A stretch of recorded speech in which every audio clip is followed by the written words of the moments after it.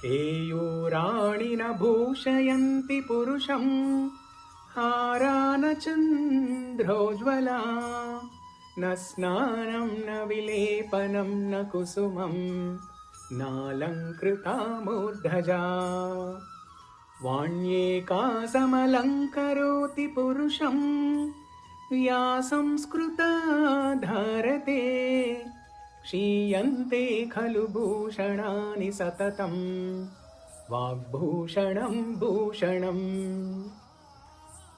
ఇది భర్తృహరి శతకంలోని ఒక మంచి సుభాషితం.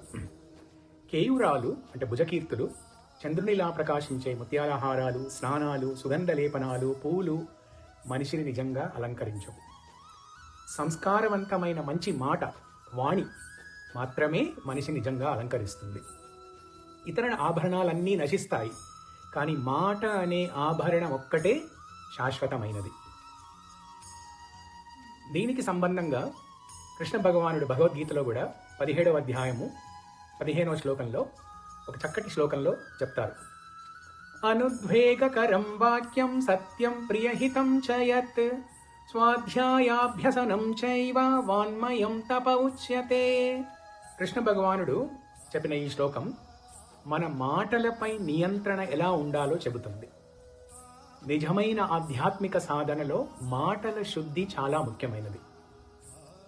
ఇతరులకు అసౌకర్యము లేదా కలత కలిగించే మాటలు మాట్లాడకూడదు.